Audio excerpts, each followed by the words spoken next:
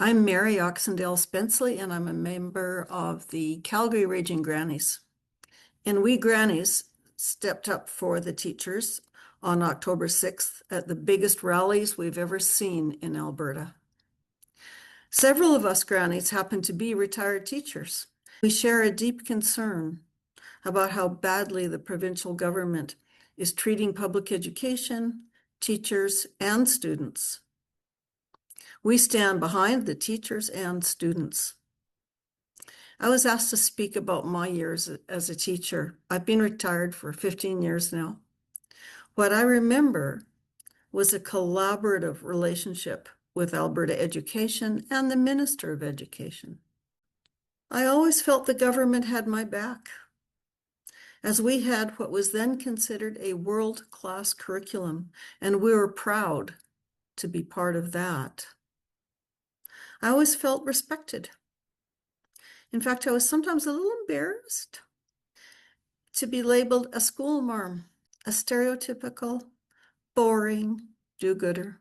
But today's provincial government doesn't support teachers.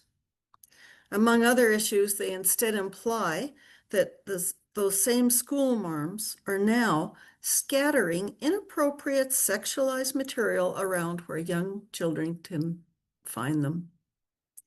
Wow.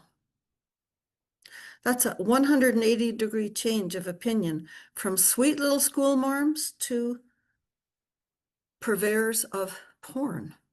I'm going to stop and say here that I didn't know what those books were that the Minister of Education was saying were implying were everywhere, that grade 1 classrooms, wherever. It was just all implied. I looked it up. There was 4 titles.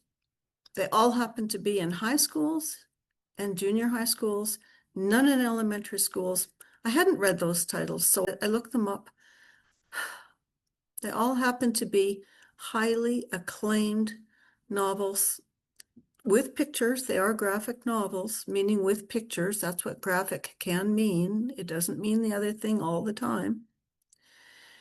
And it was about, each one of those was about teenagers going through changes in their lives, coming to terms with themselves, finding themselves. And it so happens that those particular teenagers in those 4 particular books are all teenagers who are experiencing differences in how the majority of teenagers see their gender. Now, I could have sworn that teaching is about accepting all kids.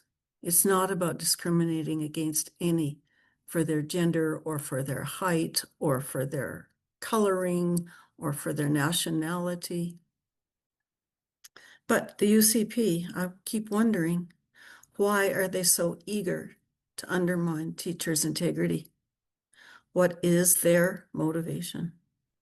Today, teachers deal with extreme overcrowding, lack of resources, and aids. What was once a world-class curriculum has been weakened into something that frustrates teachers and students. Teacher librarians are gone. Many educational aids have disappeared. There aren't even enough books, let alone desks and chairs in classrooms. This strike isn't just about teachers. Today is about the future of the majority of young Albertans in today's public schools. Please resist this provincial government. Please help to recall the Minister of Education.